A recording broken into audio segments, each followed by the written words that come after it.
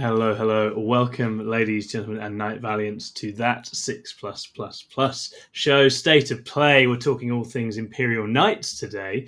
It is your host, Tom, back once again after a little break to get back into our sort of faction specialist series. And I'm delighted to have the wonderful Steve Joll on with us today. Steve, how are you? I'm doing well, and I'm really honoured to be invited on. I am by no means the level of expert that you normally have. Kyle Grundy, talking Tau, is so much more of an expert than I am talking Knights. But this is the faction I love, Yeah. and I'd love to talk about it. So Yeah, thanks for having me 100%. on. No, my pleasure. We've been trying to do it for a little while. I've been super excited because, obviously you've got your own, which we'll get into. You've got your own Imperial Knight adventures you've been on, and I felt like, that's very much what I wanted to get someone who's been sort of plugging away at a faction we've not actually seen as much of in recent times. And there's a lot of new hotness running around with your Eldars or whatever else. But there's plenty of people talking about that, so it's much more interesting to dig into one of the armies that we haven't seen or talked as much of, and one which I do know is very, very popular as well. So I think that should be really good fun today. I mean, I guess for the uninitiated, Steve, do you want to tell people a little bit about your wider content background, and then about this latest Imperial Knights adventure you've been on? Sure, a wider content background. Okay, so for a living, I'm a radio host in New Zealand. I do a radio show that goes from 6 in the morning till 10 in the morning, which means, which is amazing for hobby purposes, Yeah. right? So I get the daytime to hang out with my kids and do hobby stuff, painting and playing, and as it turns out, running podcasts, which is something I really enjoy. One of the greatest things about this whole thing is I live on the right at the bottom of the world. You know, the next stop is literally Antarctica. If I stand at the bottom of New Zealand, I can see the Antarctic almost. It's ridiculous.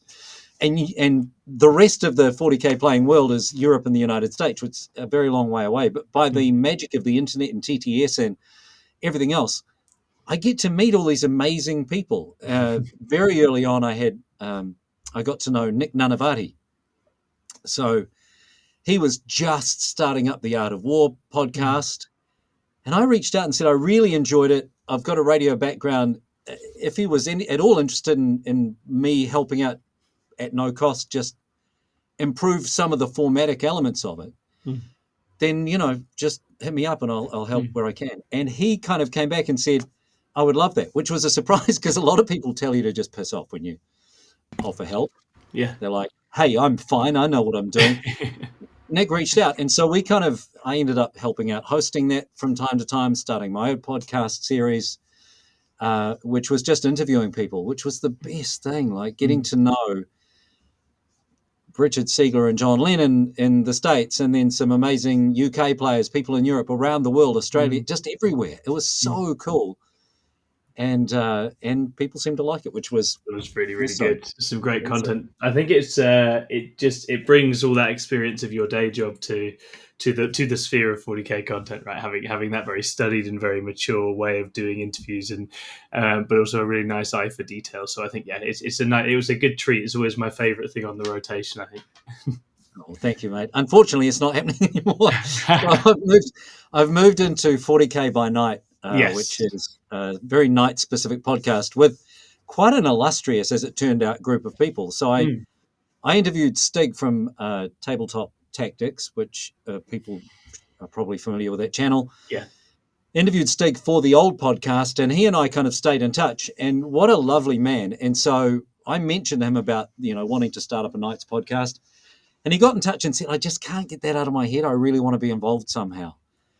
So he and I sort of started plotting it.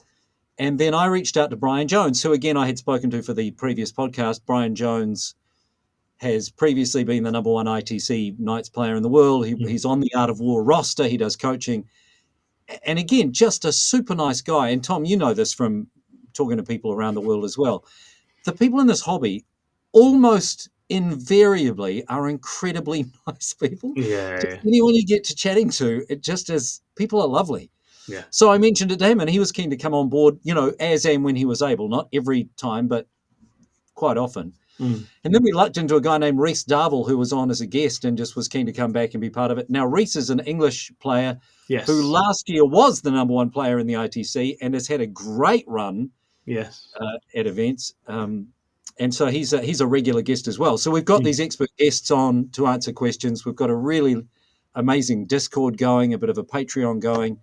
We've got merch. It's all just kind of, Just I'm lining really up. loving. Yeah, yeah. Does it feel a little bit like a sort of culmination project? I think having been very, you've been very No, wide, gone very wide, and now you're like, right, I've talked to all of these people. I've done my time in the game for a long time. Let's go in on a project, got an idea how we want it to be right from the start, and you can just realize that whole vision straight away. yeah, it really does. And it's a bit like the whole how I arrived at Knights. It kind of took a while. Yeah. But when I got there, it was like, it's such a cliche or twee sounding thing to say, but it did feel like coming home. Like, this is a faction. I love the lore. I love the models. I love Mm, painting them. And the way they play with such a limited number of data sheets, how much variety you can still get, yeah. how important just being a 40k player is movement and all. It's not, people keep calling it a stat check army, but still movement is the most important phase. Yes. All of these things. And it was the same with the podcast, if I can just bore people for 1 second longer on that. Yes, doing the radio, doing the other podcasts in the lead up to this, and kind of getting to know a couple of people who would be helpful Yeah. for this, getting advice from Adam Camilleri about setting up things like Discord and Patreon. Mm, Just all of that kind of came in, and it wouldn't have worked if I'd tried to do it previously with, say, Space Wolves, which is my previous army, because other people are doing it. yeah. And as much as I enjoyed the faction and the story of it, I wasn't good at it, and I didn't have the same passion for it as I do with Knights. Yeah. Of course. So yeah, you put it beautifully, and I've given you a very long answer to a short question, but That's it's okay. a culmination project, and Yeah. I'm really loving it, Oh, really that's enjoying that's it. fantastic. And again, this is why I'm really curious to get into it today, because as I say, I've one of the sort of, I guess, benefits of having listened to a lot of your stuff and a lot of your interviews over the years. I've listened to the different armies you're trying and painting and the different things you're Yeah, exploring. And obviously with Knights, as I say, it feels like it's an army and a place that's lined up really perfectly for you. So, and again, this is really what we like on State of Play, is to sell that experience to the listener, right, and try and get them on board. Now, this is a faction, obviously no codex yet. We've not seen tons of them in 10th edition since the early days, but they are out there, and by all accounts, Knights players these days are now have found ways to make the army work. Have been very much are in competitive places, and you've been putting up some very good results and been really happy with your play and other things. So I guess there's so many different questions I have about that and the journey to kind of arrive at that point. But before we do that, in terms of the character, the place of Knights in this game, Steve, what would you say their role is? What is it that they're about? Obviously, we've had stat check banded about already, but looking beyond that, what is it? What is it for you that Imperial Knights bring to this game and the kind of niche that they fill? it's a really interesting and quite difficult question, I think, and Mm. I feel like GW feels the same way about it. Yeah. It's such a difficult army to balance, because even if you go to teams events, and armies either can deal with a big knight or really can't. Yes. Yeah. And if I take 3 big knights, for example, in a list, and I come up against an army that can't deal with big knights, like just don't have a way to kill them, then that's a really, like, it's not an enjoyable game for your opponent, right? Because they just know Mm-hmm. they'll arrive at the table and just know that it's going to be very difficult. Mm-hmm. Although, as we know these days in the game is about scoring points, and there are ways to score points on knights, Yeah. and you can move block, and you can do all sorts of things to get past them. Mm. But then there are other armies, and I mentioned before we started recording Triple Fire Prism. There are armies that just do deal with big knights and can just pop them. And so when you turn up to those games, so I don't know how that. I guess what I'm saying is I don't know how that differs from other armies, in that you will always come up into matchups where you look and go, okay, they have this that can just destroy big knights. Therefore, this game, my job's to hide. And as Yeah. Brandon Grant once told me, lose as slowly as I can, just accrue as many points as I can, try and deal with the units that will kill me, and then play catch up, Yeah. maybe. Yeah. Yeah. Yeah. Other times, if you're playing into Cow Yon Tao, your strategy is, I've got to go hell for leather, because they will outrange me, and when we get to turn 3, they're just going to wipe me out. Yeah. So I need to get in there as fast as I can, rack up points, kill stuff as fast as I can. So this is going way off topic. The original question, where do they fit into the meta or into the game at the moment? They do have a weird place just because of the fact Mm, that the size of them, the number of wounds, the toughness is so intimidating with the big knights for some armies. But then for mm. other armies, that's just a juicy snack that they love to get into. So it's, you know what I mean? It's really I hard to kind of do. say where they fit Is it in. a balance to strike? Knowing it sounds like sometimes it's knowing when you've got momentum and when you need to, I guess, cede momentum a little bit to the opponent, right? And they do live and die a little bit by what is out there that can lift them and affect things in that way. I guess because unlike some armies, their strategies of delivery are not. Now you can run a big knight through a wall. Now that's cool, but in general, you're still, you are big. You're trying to hide. You're trying to get around. Yeah. It's not. This is not fast moving infantry flinging through walls on your terms whenever you like. So there's a kind of a degree of cat and mouse you have to play with opponent output and these kinds of things. Yeah. But they're benefiting at least more than their spiky cousins by actually being able to field and use the big knights though in games. Right, there are these are very much popping up in Imperial Knights Yeah. lists, and all, which is quite exciting, I think. At least one. And Yeah. so I know Brian Jones, who we've already mentioned, a very good player, spent a long time on three big Mm, knights in his list, and that was even before the changes. mm, So for people who are not as familiar with knights, the big changes to rules a little while back that made big knights very relevant for Imperial Knights. mm. One is the fact that yes, you can go through a wall now, which is just incredibly Huge. powerful. Yeah, yeah. Like you can't charge through a wall, but you can move through a wall. You can stage and set up, and then put yourself into a position where you can go through a wall.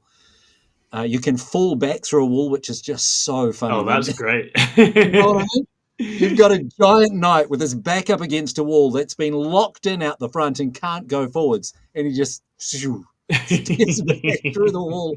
So good. Excellent. So that's really important. Mm.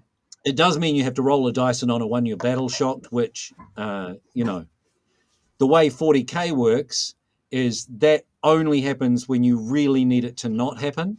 I Exactly. almost never roll a one on that unless I'm walking through the wall to take the point, or I'm walking through the wall knowing that I'm going to need the Lancer's free tank shock, and then you roll a one and you can't do it. So, Yeah. but the other big change was that big knights could shoot and still be able to do actions, Oh, which that is is big. Yeah. massive. Yeah. So very often, and I know Chaos Knights players have this situation pop up a lot, you're looking at, and this is where you argue against the stat check. Mm. I had a conversation recently with someone who loves doing the printouts and the sheets and all the stats and what kills what and how many shots you need and what the averages are. So on paper, you're looking at, if I take a big knight, I can either do that or I can take 3 armiger class knights, right? And if you're just looking at the output and how much it'll take to kill a thing, the 3 armigers are a better Mm. deal, Mm. usually. Yeah. But they can't walk through walls and they can't do actions and shoot unless you get the specific mission rule. Mm. So having an Atropos or Canis Rex walk through a wall, stand on a point, or sabotage, cleanse, whatever it might be, and still be able to shoot the crap out of a thing when Yeah. you've got a firing line is so strong. Yeah, that's really So effective. It just opens up a suite of the action cards that you might not be yeah, doing otherwise, right? Because you can put it on a big guy down a flank, and actually, unless something drastic happens, they're not messing with that, and I'm not yeah. losing output to do it. Yeah. Prior to the change, those cards coming up when Knights players were playing, getting a sabotage or a cleanse was just like, oh, okay, well I'll get a CP because Yeah. that's not going to work. Now you can still do it. At Yes. least you can get a couple of points out of it, right? So Yeah. that all adds up. That's important at the end of the game. Yeah, so that's a nice nudge up to the action economy, which helps a lot. And as you say, it's given you reasons to take the big knights because you say Yeah, that's offering you something that an armiger doesn't do. Obviously, the kind of the go wide potential with the armigers is great, and they are phenomenal. OC8 is a wonderful thing to have. it's amazing. It's really really useful.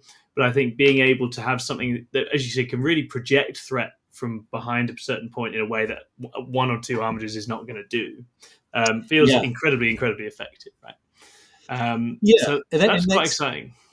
I do think that's the The interesting thing, sticking on the reasons people take big knights, I think one Mm, of the interesting things that comes up time and time again when you're talking to people who play knights, who are very good players, much better than I ever will be, about the best big knights in the game at the moment, the best big chassis to take. One of the most interesting things is that the big G dub mechanic of the bondsman ability almost never comes into play with that decision.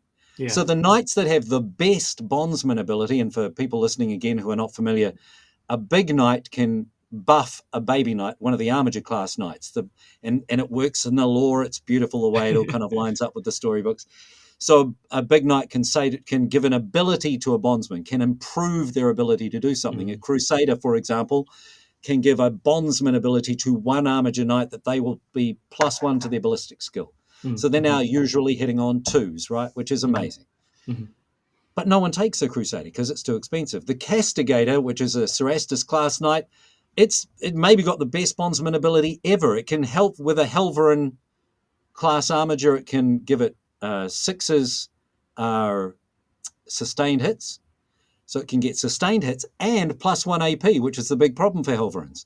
Yeah, yeah. So then you're playing Squire's Duty, which is a strat that gives your armiger class knights another +1 AP. It just would be so strong. But again, no one takes the Castigator, Yeah, very that's few, interesting. Yeah. because it's too expensive. So Mm. the knights that people are taking, the Atropos and Canis Rex and the Lancer, their bondsman abilities are almost always useless. So that just weirdly, that's kind of one of the big sell points, or supposed to be, right, of Mm, the mhm. of the big knights, but actually it doesn't come into play when you're making the decisions about competitive list building. Yeah, it was something I was going to ask you because I think that leads us towards sort of the wider index in general. Because as far as I understand it, the new Super Admech one that came out for Grotmus, that's not made any competitive impact, right? We've not seen that in practice. It's still the original index detachment at the moment. With one exception. Shout out to Jind Singh, who runs one of the two big Knights Facebook pages. Jind has taken that very seriously, and he's determined to make it work, and he Amazing. is making it work. Okay. And he's kind of gone through a process of building the right list. But in general, yeah, In the general, yeah. noble lance is still seen as, for Mm. competitive purposes, the stronger of the two detachments. Yeah, and this broadly, I mean, to track back, I mean, we talked about a couple of the strats already, but this is the detachment with the feel no pain that also goes up a level. Is that right? Is the sort of the core Yeah. sort of gist of what you get? So the main things are, yes, you get a 6-up feel no pain army Yeah, wide. yeah. That's just the army ability, Hmm. and that can be improved if you choose a certain house ability. So you Right. get two options. You can choose Lalo the Tyrant, which for the entirety of the game gives you the ability to re-roll a hit and re-roll a wound Hmm. for each unit. So every Nice. knight is getting to re-roll a hit and re-roll a wound, which when Hmm. you're getting two giant melter shots It's great. per night is Yeah, really good. yeah, And if you kill the opponent's warlord, you then get a 5-up feel no pain. And you get some other buffs through the strats. yeah, For example, that strat I mentioned, Esquire's Duty, gives you +1 AP on your yeah. shooting Really and nice. +1 strength to the weapons. When you're on it, it also gives you +1 damage. So now you've got damage 4 big guns and damage 2 Wow. stubbers, Yeah, which is great. But to get on it, you have to kill the warlord. And to be honest, that never happens. Like if you're playing someone in fun games, it does. yeah. But generally, if you're playing at a top table somewhere, they're not giving you the warlord. Warlord's not going too quickly. Yeah, No, although in a lot of ways that also becomes very helpful. Like if you're playing against a World Eaters player who really doesn't want to just gift you Angron, it's like, cool, you can have Angron hold back for a couple of yeah, yeah, turns. I don't yeah. mind. I think it's Or, a very potent ability, right? And I think the feel no yeah, pain getting worse is very scary, which does mean, yeah, a lot of armies are going to suddenly play that flagship unit very differently now. yeah. And particularly if it's a useful flagship unit, that becomes important. Very often, though, if you're playing Eldar and they've got some little Oh idiot yeah, who's the warlord and he's hiding behind he'll a stay at thing, the back. it Yeah, doesn't make any difference to them and it doesn't make any difference to me. So very often you're choosing Lalo the Tyrant just for the reroll yeah, anyway. yeah. That's what you want. The other ability that almost no one chooses is you get bonuses to your movement, Mm. advance, and charge, Mm. which would be really strong if the other one wasn't the warlord. And so the way to get honoured there is to take the opponent's home objective. You Yeah. take that, and your army is honoured, and then you get the 5-up feel no pain and all the buffs and bonuses Okay. for being honoured that way. So it is Mm. in a funny way, it would in some games be a lot easier to get honoured, and you can choose on a game by game basis. This is not something you have to decide in the list building Yeah. process. You choose it at the table. I don't think I've ever chosen that one just because my list is designed with a lot of the melter warglaves. Yeah, I of need the course. rerolls. The way I roll, I need the rerolls for Yeah, any yeah, kind yeah. of efficiency. So No, yeah, it's good. It helps to smooth out the variants on those quite elite quality guns, but then actually, yeah, makes Knights quite a scary shooting prospect, doesn't it? With all the sort of the rerolls helping to make sure things are getting yeah, pushed through. it's extremely scary in the mid-range Yes. space. It's nowhere near as scary long range, but the Helverins, and this is the thing, the big difference between, say, Imperial Knights versus Chaos Knights, is we only get 2 armager bodies to choose from. Yeah. So they've got this lovely big suite of options for their armature class knights. We just got 2. Yeah. So one of them, the best unit, I think, is the Warglaive. Mm-hmm. It's got the 2 big melter shots. There's strength 12, neg 4, d6 plus 6. No, d6 plus 4 Mm. on the damage. And then you've got the Helverin, which is the long range, but it's just not as it's AP1, right? And if you're in Yeah. cover, most, which is so easy to find these days, people are ignoring that unless you play the strat. It is, however, pretty useful against things like Angron or anything that can fly. Great into Tau, Yeah. because for a Helverin, if they're on their home objective, if they're on any objective or in their deployment zone, Mm-hmm. they're wounding fly units on 2s, any Yes. fly unit, Yeah. Yeah. which is hilarious against what's the giant Tau, the Manta. Oh So yeah. that thing comes, and I'm wounding it on a 2, which is Tiger ridiculous. sharks beware. But Yeah. tiger sharks, yeah, well, they were actually Yeah. played a game against the tiger shark a little while ago at a tournament. But it's just, yeah. So those are the 2 options we have. Really, really, really big damage potential mid-range. Not as good, obviously, against people with lots of 4-up invols, Mm-hmm. which is, pretty prevalent, actually. And then the Helverins. And the big knights do their own work, but only having 2 armature class things is a pretty constant complaint for Imperial Knight players. We'd love, if and when the book ever comes out, we'd love to get another option or 2 there. Yeah, no, that makes complete sense. As far as the strats in that detachment goes, when you mentioned buffing up the AP, are there any other sort of go-to tools in there that are still sort of holding their weight at this stage? The one that everybody uses all the time that gets the most use, which I always surprise people by hardly ever using, is the rotate ion Of shields. course, yeah. So Okay. for 1 CP against shooting attacks, you're giving your knight a 4-up invuln. I think Mm. it's universally a 4. Knights all come with a 5-up invuln anyway, so it improves your invul save by 1 Mm-hmm. against ranged attacks, Yeah. which I almost never use unless it's really vital that this guy lives because he's on a point or whatever. Because it's just later in the game, I find the knights become a lot more CP hungry. You want to be doing squire's duty as often as possible. Things like tank shocking, that's the other one that comes up. Yeah. Um, it's, the other one that I really love. Sorry if I'm glossing over these too quickly.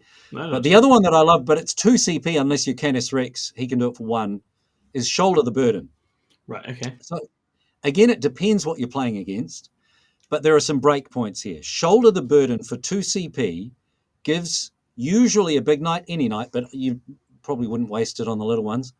It gives +1 toughness, taking it to 13, gives +1 strength, +1 to save, +1 OC, +1 leadership, basically +1 to all the numbers.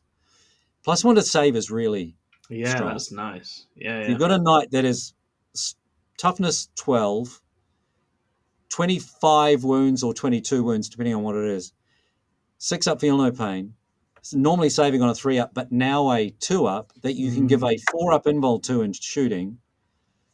This is, it's pretty good. Yeah, that's some sauce. Yeah.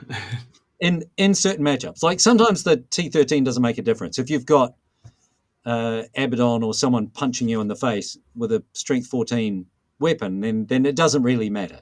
Mm. And you're going to be on your own bolt anyway. So sometimes you don't bother, but sometimes you really do spend those CP because having that knight, you have to wait till the knight's wounded. That's the other big kicker there.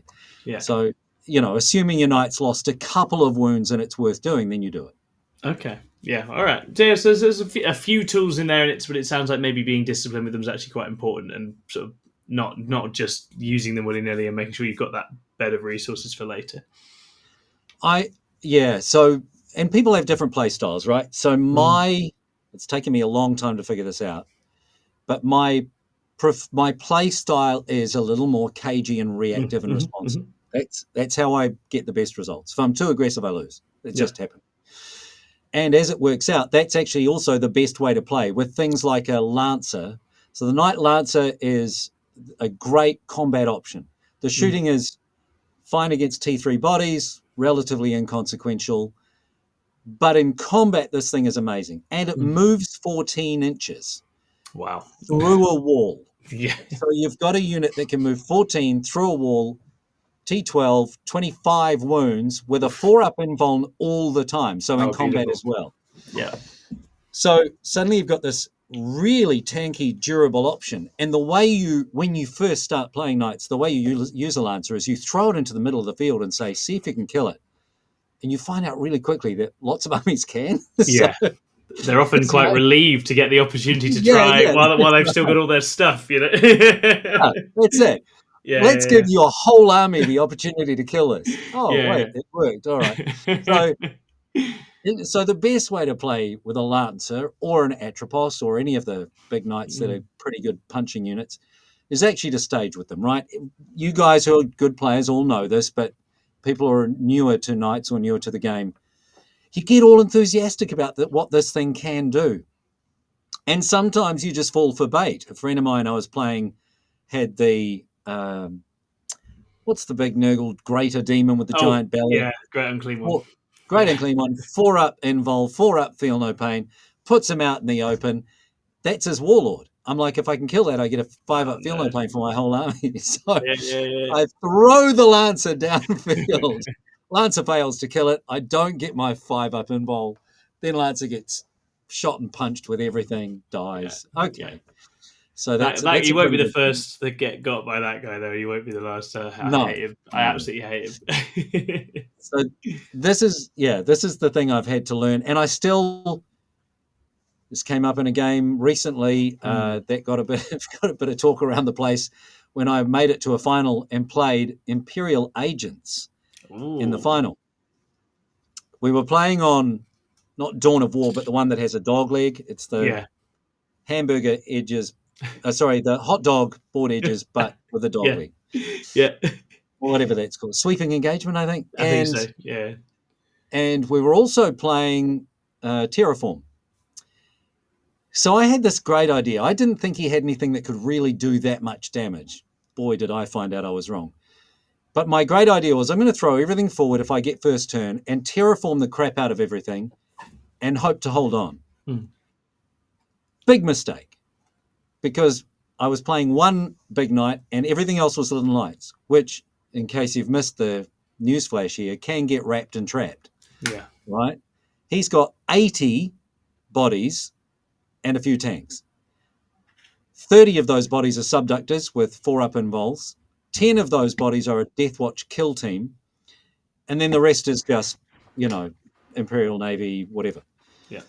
So he's able to get the Deathwatch out, kill a thing, trap a few things. I can't really do a lot after that. And my army does get chipped to death. His does as well. By the time I make my comeback, though, it's too late. Yeah. So, okay. So too aggressive equals lose for me almost always. Yeah. No, I think this is completely right. And I think with as you say, with the big knights, when you've got that threat, and if you can create a situation later in the game where when that Lancer's running out, the opponent is in a much less strong position to deal with it, then the momentum, is like we were saying, it's all about momentum with them, right? It's about getting that kind of moment of, now it's too much, actually. There's too much stuff going on for you to manage and deal with. Yeah. and so waiting to get that moment and get into the game that way. Yeah, and it becomes and I know Necron players will relate to this as well. It becomes a game of who can dominate that short range. If I put something out, if I'm playing against another army that is mid range, 24-inch range, it puts me in a really good spot. Yeah. Because if something's got to get to within 24 inches of me, I can then move 12 inches and get to within melter range of it. Yeah. And melter range with a Warglaive is incredibly powerful. That's where all the damage happens. Yeah. This is why things like fire prisms are the worst, because they can just hang at the back. I just can't get to them against a good player who's move blocking, who's screening, who's putting stuff up, chaff, that's scoring points that I have to deal with. I just can't. They can move out, shoot me, move back. It's just so hard to deal with that stuff. And anything in that mid-range area becomes really good for me, usually. And that's where I love to play the game, because I've got 6. In most lists, I'm playing 5 or 6 of these Warglaives. That's a lot of melter shots with rerolls, D6 plus 4 damage, blowing tanks up all over the place, getting to the juicy stuff, then shooting the whatever comes out of it with the Helverins. It becomes a game of I can control that environment. And as you say, then I get to the point in turns 4 and 5 where I've still just got too much stuff for them to deal with. And now the Lancer is coming out, or the Atropos is coming out from behind a building. You just can't kill it, but I can go around just wiping everything, mopping up the board after that. Yeah, completely. And so that's where I think the sort of the stat edge is powerful if you've played patiently and you've grown into the game and you've allowed your sort of your toughness to tell over time, rather than being like, and this is something, I think people there's all sorts of armies that trade on a degree of durability or a certain kind of defense or whatever else. And I think one thing we always say, especially when coaching people on durable arms, like, if you play this like you're not durable, you will feel twice as durable, right? If you play this like you could get hurt, you're going to feel so much better than if you're like, can you deal with me? And then they go, yeah, okay. Now, I think that's the killer thing. And so I actually had a game, I think I managed to win by 1 or 2 points against Knights at an RTT I was at over the Christmas time, where it was that exact thing where I've got a bunch of haywire, I've got a bunch of good Drakari capacity to kill Knights. I'm there like, if he gets too cute, I'm going to be in a really strong position here. But he just takes his time and he doesn't expose his big Knights. He knows I only get to use all that haywire once if he does it right. At which point the game's very scary for me, right? Because if I'm trying to get out and pick off Knights, but actually because he's been cagey, he can then respond really heavily, kill loads of Talos, kill all my anti-tank, and then the game gets really, really, really dangerous and really peaky. But if I'm given the big Knights too easily or too cheaply, then it becomes a much easier game in that sense.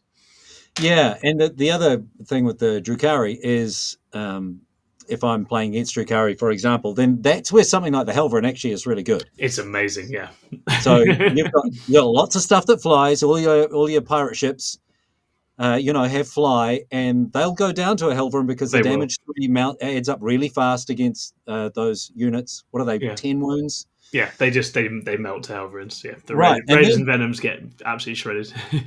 Right, and the worst place for, say, Sky Splinter is to have no transports. Yeah, it's not what you want. All your stuff having to walk across the board. Yeah, exactly that.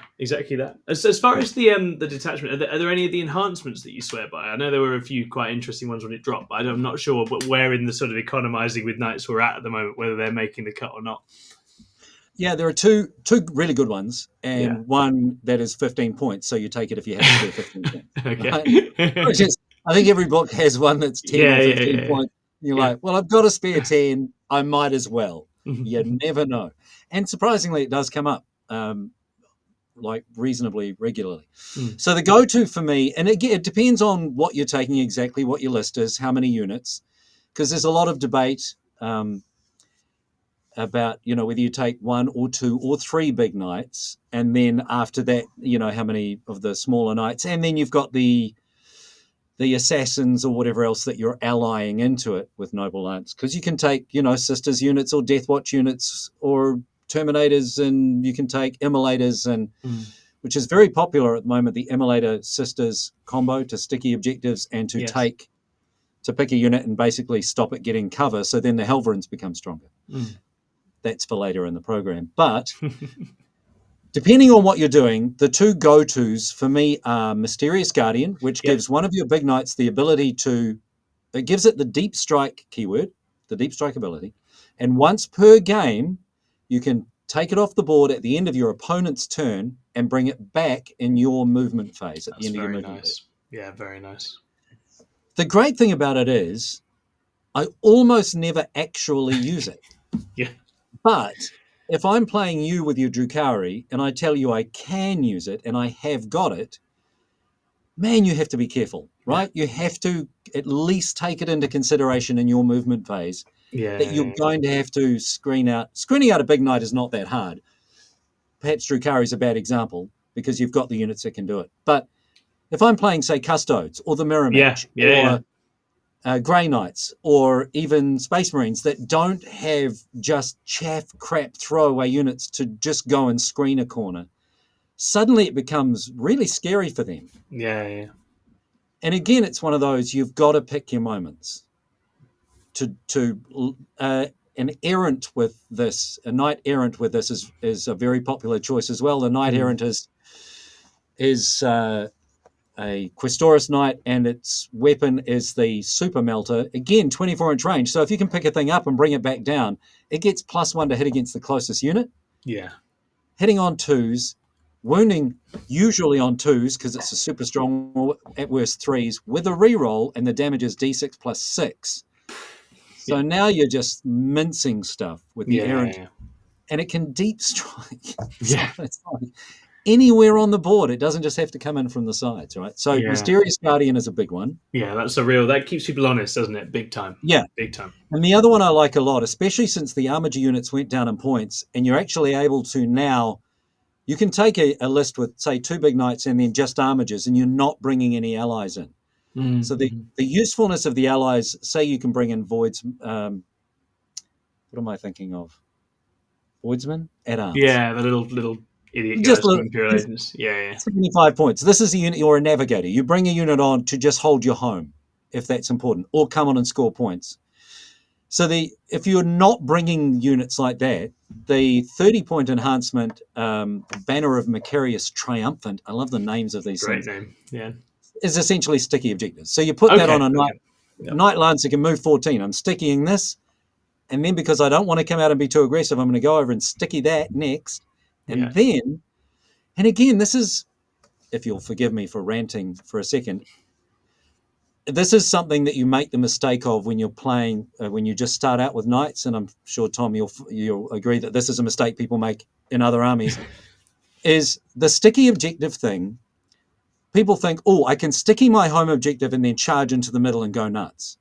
But actually, sticky objective, in my experience, my humble experience, is so much more useful turns 4, 3, 4, maybe Yes. 5, Yes. especially if you've got bottom of turn, is I'm waiting to move. Then I've drawn a card turn 4 where I actually need to go and get something done in the middle. But I've only got 2 units left. Yeah. So Yeah, yeah. that's where you're using sticky, to sticky the Hugely one so. you're on and get out and do the thing you need to do in the middle. So now you're with 1 unit, you've got the points for 2 objectives, right? Yeah, Especially makes a bottom of huge turn. difference. Yeah, it's so strong late game rather Yeah. than, I mean, it's still good to sticky your home and then go do what you got to do, but late game is where it really comes into its own, I find. No, completely. Yeah. So sticking in the backfield, that's just nice. But then, yeah, the rest, it's as you say, you suddenly feel the advantage when things have got fraught and everyone's gone down to their last couple of assets. If you can just get that little bit more Yeah. sort of solid control on the board, that's really, really good. So I mean, those sound like two very good enhancements. Then very, very applicable. And the other one, the 15-point one I mentioned, just makes your leadership one better. So it Oh, does help. So if you're playing Chaos Knights or any of the many armies now that have the ability to make you take a battle shock test, if you're yes. within 6 inches of a knight with a giant base, so any units within 6 inches of that get +1 to their leadership. So they're now, say, on sixes rather than Yeah, sevens. that's no bad thing to have if you've got the points, right? Right, and it comes up surprisingly often at the moment. You've Yeah. got Tyranids that can put a little unit in and make you take battle shock tests at -1, and you've got the Chaos Knights that can do it, and you've got lots of units that can just, if you're playing against a Calixus Assassin, they can drop in and make you take a battle Yes. shock. Mm-hmm. And sometimes it's really important that you're not battle shocked because you Yeah. want to rotate ion shields in your defense, They're or you want to be expensive holding your units to point. have Battle Shock running around Knights. I think Yeah, yeah, actually I was impressed when I was playing Tyranids and playing against Chaos Knights. I was like, you know what? Actually, yeah, for you, you're an elite army to have like a leadership 7 as your baseline. So I think it anyways is. around that is good. It is. I was at a tournament against a really good Tyranids player not very long ago, and he had that thing where I can't remember exactly. I think it was at the start of my command phase. He Oh, could Death make Leaper. every unit take a battle shock test, and I Yeah, failed the three where I yeah, had people on objectives. Those are the ones that failed battle shock because I got to roll a 7. Yeah, yeah. and then I'm playing against my Chaos Knights mate. My Chaos Space Marines mate, who's like, oh, I rolled a 5, passed it. What? You don't pass on Yeah, a 5? Come on, yeah, man. ridiculous, absolutely Yeah, ridiculous. broken. One thing, well, yeah, definitely. One thing we need to talk about the leadership imbalance in this game. That's what everyone's really crying out for. That's It's that's time, G dub. time we threw this wide open and then went on a proper quest to get all the leadership sorted out. I think one thing you've alluded to is that there's a bit of a choice as far as plugins and allies concerned, but actually, Yeah, and this sounds like happy days for Knights players, that's not actually essential now because there's a kind of points weighting, which means that actually some big knights and a bunch of armages also work. So I guess I'm curious where you yourself have landed on that, what sorts of combinations you've tried, how essential is plugging allies into knights right now, or is it really you can go nuts with armages and big boys and just have a good time? the as we record this or as we chat, the big event in America has just happened. Mm. Oh man, the name of it's just gone right out of my head because I've been fully focused on Manchester over the last weekend, and kind of keeping an eye on that as well. But the weekend prior, Brian Jones and Chris Bingham finished first and second at a Wow. 300 odd player event in Oh, the wow. US with Imperial Knights. So Brian Beautiful. Jones came first, and they had different lists, but the thing they had in common was an immolator and a squad of sisters. Got you. Okay. The sisters, even inside, give you sticky objectives, even inside the tank. That's great. And the big thing is the immolator strips what it shoots at, it strips it of cover. Mm-hmm. Mm-hmm. This has become like the go-to for the top competitive players. They're including that in their lists. Mm. Having said that, I don't have access to sisters. I mean, I've probably got. I could borrow if I really, really, really needed to. Mm-hmm. Mm-hmm. There are some other cool little tricks, cool little units that you can use just to do stuff if you have points left over. You could Mm-hmm. run 2 big knights and 8 baby knights. That's great. That's a 8. lot. That's big 8. saturation. Yeah. That's so good. Yeah, it really But it is. but it does mean that if you don't, say for example, if you don't have the sticky objectives, if you don't have the points for that, then you really are struggling to find units that can just go and do crappy little things like go Yeah. and get points because you very often need them all to be doing stuff. Mm-hmm. But it is a lot of toughness 10, Yeah. 12 wound bodies, going and things that are good at shooting, okay at punching if they have to. Mm. But there are so the last tournament I went to, I took 1 big knight, which is the Atropos, Mm-hmm. and then a bunch of baby knights and Yeah. 2 units to just do tricks for me: the Calidus Assassin Yeah. and a Navigator. Oh, And the perfect. reason, Yeah. Yeah. yeah. Yeah. So the reason I like both of those, the Navigator, it gives a 12-inch bubble if you can't drop in here. I love the Navigator because he's 75 points, right? And he just, in games where it's important to hold your home objective, because there are missions where it's not. There are missions where you can just forget the home objective. Yeah.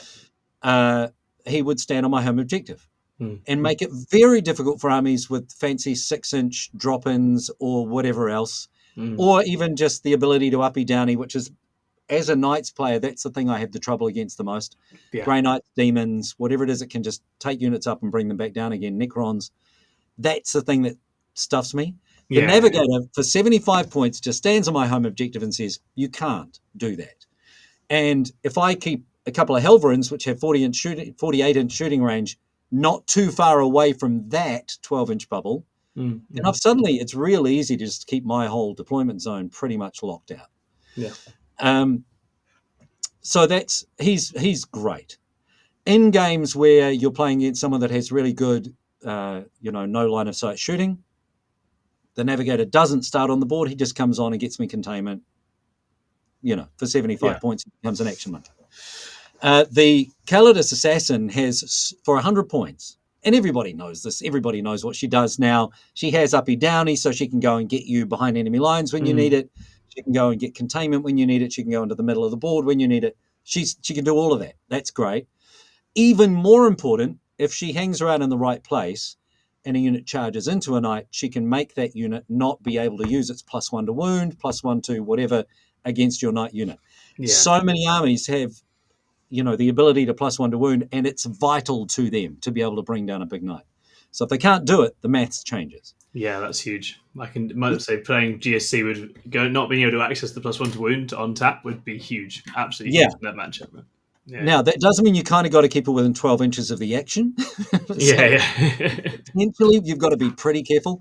But the other great thing that she does, and she's the only unit that I've got that can do it, which is a tip I found out before my last event that I went to. I was like, yes, this is a great idea, is if you're playing World Eaters, for example, or Imperial Agents, for example, it won't come up as often. If you're playing an army with scout moves or infiltrate, the way those armies beat Imperial Knights is they lock you in your deployment zone and you can't go and get your primary, right? It's a really easy, really common way to play against an armature-heavy list. Yeah. Hey, here's my front line. You can't move. You kill the front line, here's another wave. You can't move. So you put the Calidus Assassin down right in the middle of the board as soon as you can, or as soon as you know where their key units are going. So, for example, when I was playing World Eaters, as soon as the Lord Invocatus went down, I'm like, okay, now I know where your 6-inch scout moves are. So I'm going to put my Calidus Assassin down here. If you get first turn, she's dead, but at least you're still in your deployment zone and you can't scout 6 inches forward. Yeah, it makes a huge difference. Yeah. And it means that I've just got like a space in the middle or on one side, at least where I know I'm going to be able to move and set up, right? Yeah, absolutely. And so that's a great thing to be able to do. There are other units that can do it. There's a cute little trick you can do with the name of it's gone out of my head. The Rogue Trader. The Rogue Trader squad can take another squad and that can infiltrate and then pick up units and shift them around and beat. But it's 105 points plus minimum 70 to activate that. Yeah. So it's a cute trick, which is useful sometimes for more than the cost of another armature. So I don't see that being used a lot, but some people might. Yeah, for sure. And I guess that sort of leaves us with your own runs and experiences out using the army in recent times. The point of curiosity I have is just where knights themselves feel like they're fitting in the field in terms of how. Obviously, you've been out there, you've been on some terrific runs.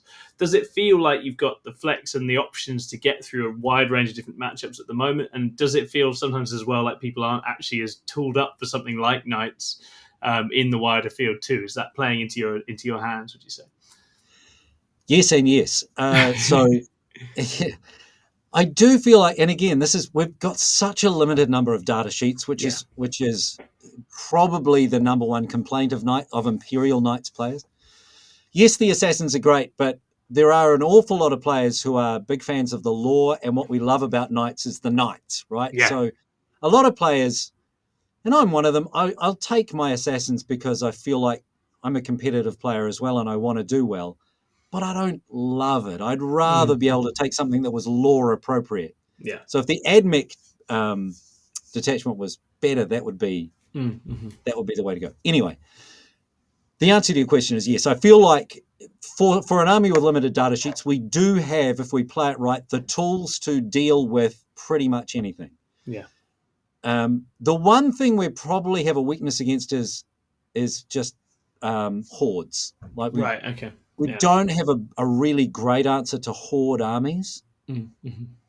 But in general, I would say they don't have a great answer for us either. Yeah.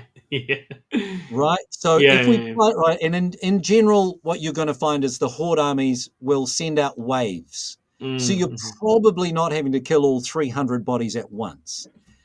you're going to have to deal with a wave of bodies. And if you can put units out as bait and then stand all your shooting back and kind of get angles on where that bait is, and you can kind of deal with the first wave and then start to exert your dominance in terms of your OC. And so there are ways to deal with it. Yeah.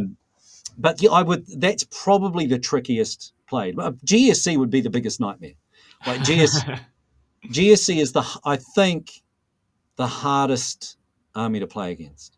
I lost against Imperial Agents, but I feel like if I played that matchup again, no offense to Courtney who may be listening, I feel like if I played that matchup again and played it better, played it differently, I'd have the upper hand. So I wouldn't be worried about that matchup if I had to go again. Orcs are a tough matchup. Yes. Shooty orcs are a really tough matchup on the right table. But again, if we looked at Brian Jones, that was what he faced in the final at the big event in the States. God, why can't I remember what it's called? What was it called? What was anyway? It's not been on my radar this weekend either. Yeah. I too have been distracted by Manchester. So he played against that previous weekend. That was the big final, and it was a really tough game. Yeah. But having the immolator helped, which meant that the tank busters are so good now, and they've just got so many bodies, and I can see how that's a perilous one to navigate. But I feel like if you can, again, it's the same thing we've been talking about. If you can have enough of your relevant pieces in action to respond once things like the tank busters are out and about, and you can actually pick up a couple of those squads, and you haven't lost everything, then you're like, okay, now I'm in a game. Right now I'm on the go. And the good thing about Knights, I think, is we do have difficult matchups like that. But one great thing is if you put a baby knight, an armiger knight out somewhere where it's scoring you points, or it's going to, like if it lives till the end of my next turn, it scores points, whatever. If they have to deal with it, right? Or if it's in the middle on a point, they've got to deal with it. But the thing about an armiger is it's still T10, 12 wounds, OC 8. It's not the kind of thing that you can just guarantee kill with not quite enough guns. No, exactly. So very often people have to overcommit. They've got to stick a lot of noses out. Yeah. And that's where you can go, okay, yes, you killed that, but now all the noses are sticking out, and I've got some shooting in response. Here we go. Yeah. You know what I mean? So I feel 100%. Like that's the real strength of Knights. If you play it right, if you can use the right thing as bait, So I cannot tell you how many games have been swung by me having an armiger alive on one wound. It happens because the 6-up feel no pain. The math changes.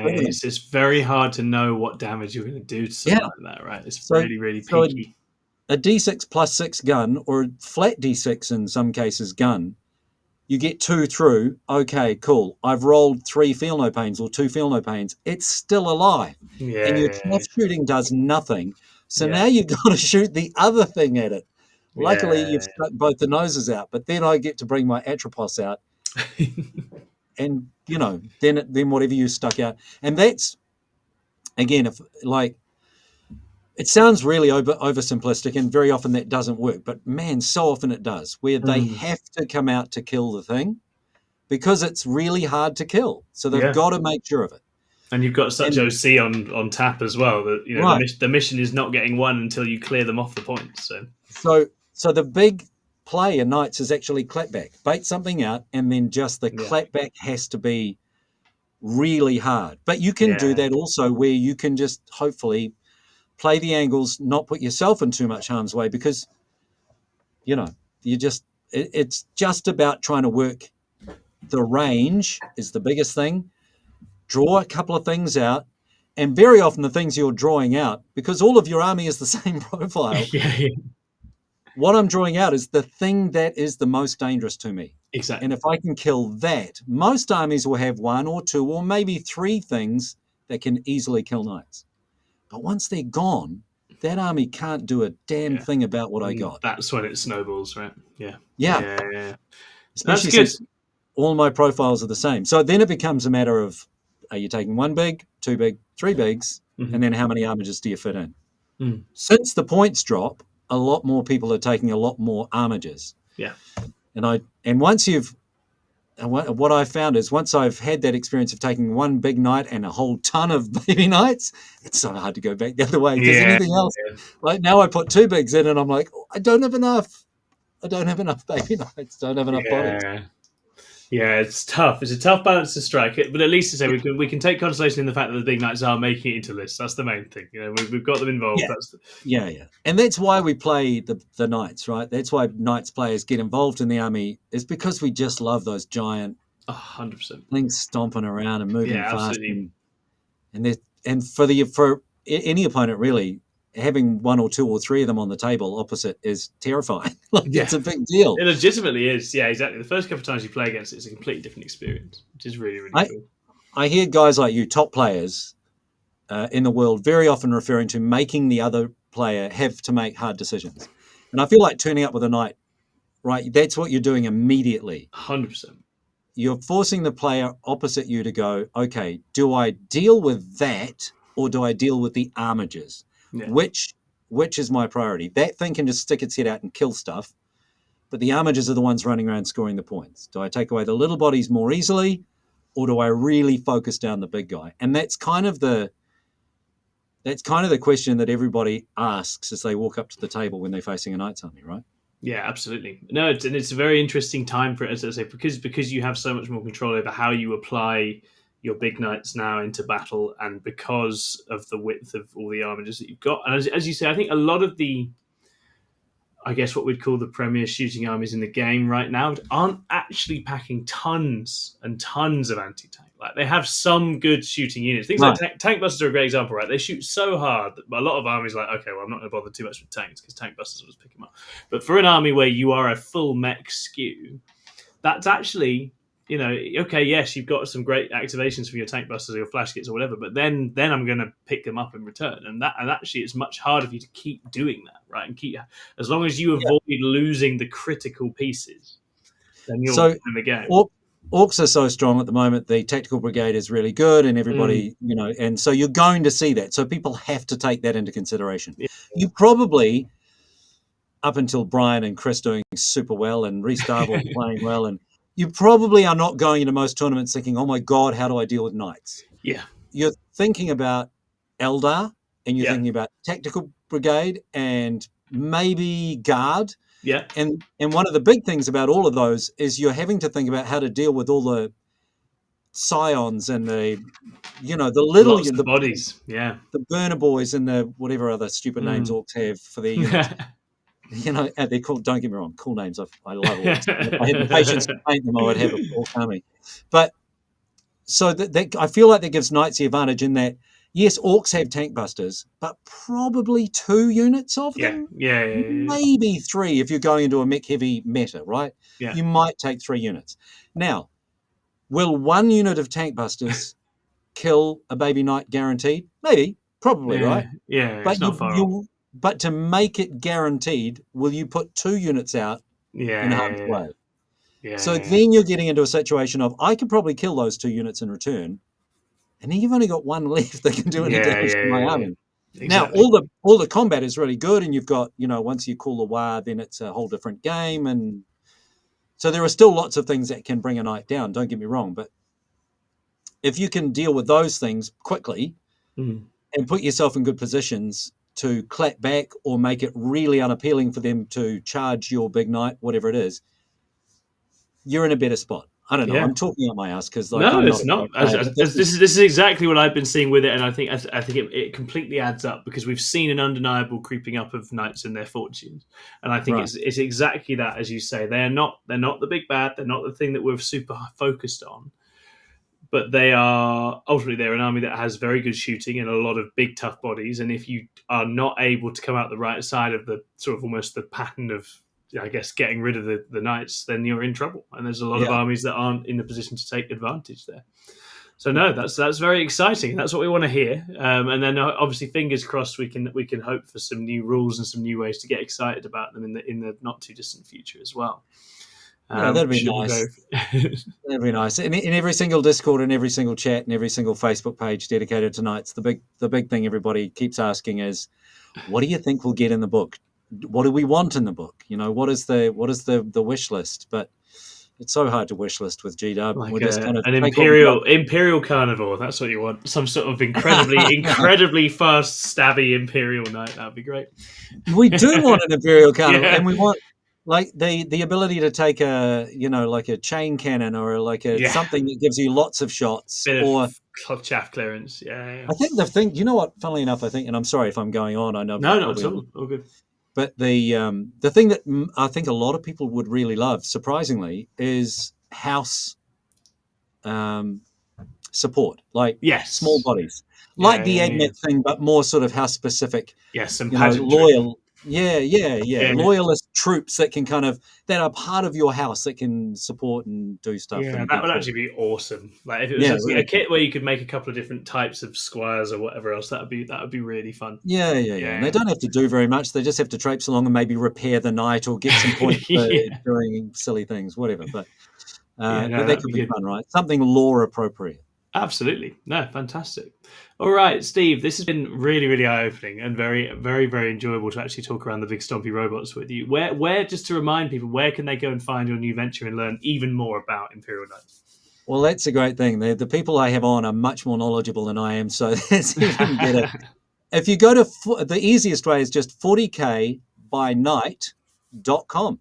That's it. All of the Discord, the Fantastic. Patreon, access to the podcast, it's all there. New episodes uploaded every couple of weeks. They've got a little flurry of a few week by week in the next little while because there's so much to talk about. Fantastic. All right. Amazing. Well, go check him out, guys. Obviously, you know Steve. You know he's brilliant. But it's a really exciting venture.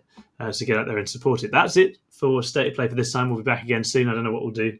We'll get some other kind of niche faction we've not been talking about enough lately on soon, and be back for your listening entertainment. Thanks for supporting 6 Plus. Hit the old like and subscribe. We'll see you again very soon. Bye bye, guys.